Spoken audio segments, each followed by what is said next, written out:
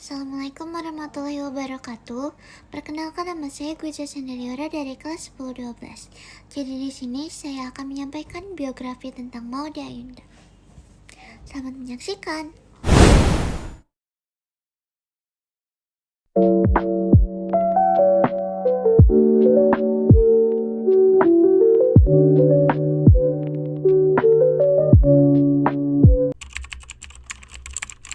Ayunda Fazil Maudya, yang biasa dikenal dengan nama Maudy Ayunda, dia lahir pada 19 Desember 1994 di Jakarta, Indonesia.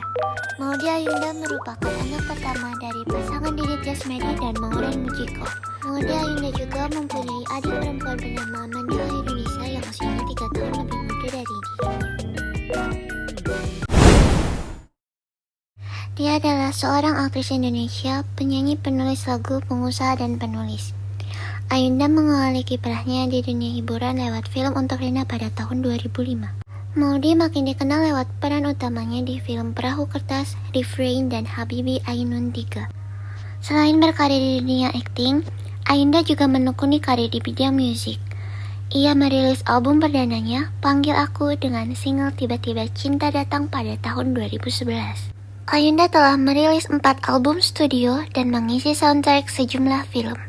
Dikenal juga atas advokasinya dalam berbagai isu sosial, khususnya pendidikan dan pemberdayaan pemuda.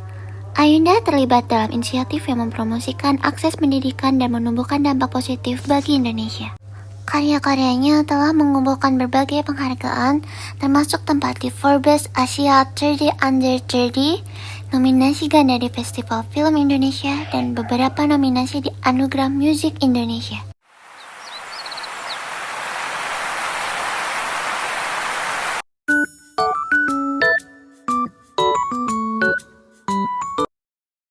Sejak usia dini, Ayunda menunjukkan minat yang kuat pada buku dan pendidikan. Ia mulai belajar membaca pada usia 3 tahun. Dengan kata pertamanya adalah kompas. Nama surat kabar rumah tangga pada saat itu. Sebagai anak yang tertutup, ia sering ditemukan sedang membaca dengan tenang di sudut ruangan saat berkumpul dengan keluarga. Dalam sebuah wawancara podcast, Maudy mengabarkan pendidikan sebagai ruang amannya dan tempat berlindung pribadinya dengan mengatakan, "Saya selalu merasa bahwa ini pendidikan adalah ruang yang sepenuhnya milik saya dan di bawah kendali saya. Baik saya berhasil atau gagal, saya dapat mengambil tanggung jawab penuh atas hal itu." Kecintaannya pada buku membuatnya berhasil menulis buku pertamanya berjudul A Forest of Phobos pada usia 10 tahun, yang mana ia menyumbangkan hasil penjualannya untuk para korban tsunami di Aceh. Selain buku, Maudy pun menyukai berbagai aktivitas seperti menulis, bernyanyi, berenang, bermain piano, dan gitar. Salah satu hobinya yang sudah tak asing didengar adalah belajar. Ia merupakan orang yang sangat gemar belajar dan sangat bersemangat saat akan menghadapi ujian. Ibunya juga mengatakan bahwa Maudy selalu ranking kelas dan meraih aneka penghargaan di sekolahnya.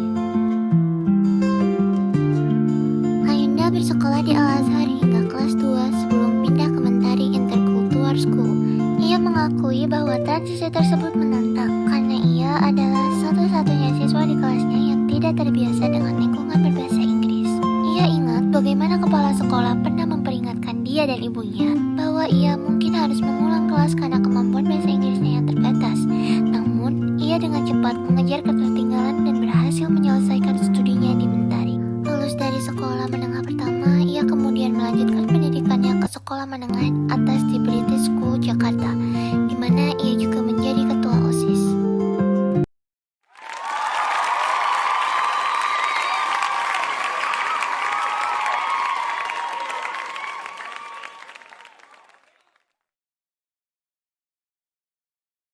Menuntut ilmu di luar negeri berarti hidup keluar dari zona nyamannya. Kehidupannya sebagai seorang mahasiswi di Oxford sangat jauh dari kenyamanan di Jakarta. Selain melakukan kewajibannya sebagai mahasiswa, ia pun harus belajar menghidupi diri sendiri di lingkungan baru bersama wajah-wajah baru. Segala perjuangan dan kerja kerasnya akhirnya terbayarkan dengan gelar sarjana yang didapatkannya hanya dalam kurun waktu sekitar 3 tahun. Pada tahun 2019, ia kembali menempuh jalur yang sama untuk melanjutkan studi S2 di Stanford University, Amerika Serikat. Ia mengaku masih merasa takut hidup sendiri di tempat baru dengan kebiasaan budaya yang belum familiar baginya. Beberapa bulan setelah ia berada di Amerika, pandemi menerjang dan mengharuskannya untuk kuliah secara daring. Ia mengungkapkan keresahannya selama pembelajaran daring bahwa dirinya sering mengalami sakit kepala dan pusing karena terlalu lama menatap layar. Awal karir entertainment Maudy Ayunda. Debut pertama Maudy Ayunda di dunia hiburan tanah air diawali dengan membintangi film untuk Rena pada tahun 2005. Melalui perannya, Maudy bahkan menerima penghargaan aktris utama terpilih oleh Festival Film Jakarta 2006 di usianya yang baru 11 tahun. Setelah debutnya di layar lebar, Maudy berhenti sejenak untuk fokus pada pendidikannya saat itu.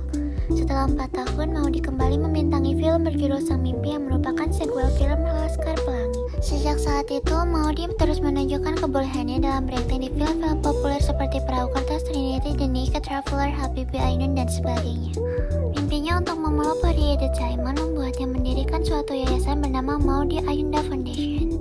Yayasan tersebut dibuatnya sebagai bentuk kepedulian terhadap siswa-siswa Indonesia dengan program yang berfokus kepada beasiswa terhadap anak-anak miskin dan mentoring. Selain itu, ia juga menjadi CEO founder gerakan Leaders Camp. Gerakan tersebut adalah gerakan berbagi ilmu ke sekolah-sekolah, menyebar 1 juta buku, menyediakan beasiswa dalam dan luar negeri, dan kegiatan lainnya. Selain membangun karir di dunia hiburan dan pendidikan, Maudy juga menaruh perhatian pada dunia sosial, politik, dan ekonomi Indonesia. Pada tahun 2015, ia pernah berkesempatan mendampingi Perdana Menteri Inggris saat mengunjungi Jakarta dan menjadi pembicara termuda di Forum Ekonomi Global 2015. Ia juga ditunjuk sebagai juru bicara melawan perbudakan modern di Istana Wakil Presiden pada Maret 2017. Tak sampai di situ, ia kembali ditunjukkan untuk berpartisipasi menjadi juru bicara untuk presidensi G20 Indonesia. Ia dipercaya oleh Menteri Komunikasi dan Informatika untuk menyampaikan informasi terkait pelaksanaan kegiatan konferensi tingkat tinggi KTT G20 Indonesia. Melalui kesempatan dan karyanya tersebut, Maudy mengedukasi dan memberikan pesan-pesan inspiratif kepada seluruh masyarakat, terutama para anak muda Indonesia.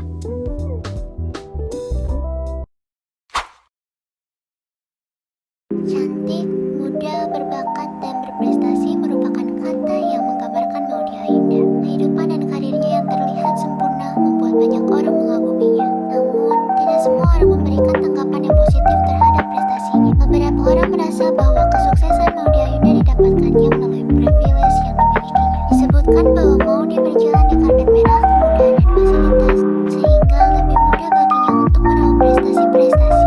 Namun, kepintarannya untuk menempatkan diri dan memanfaat segala dukungan, kerja keras, serta kegigihannya merupakan faktor dari keberhasilannya sekarang.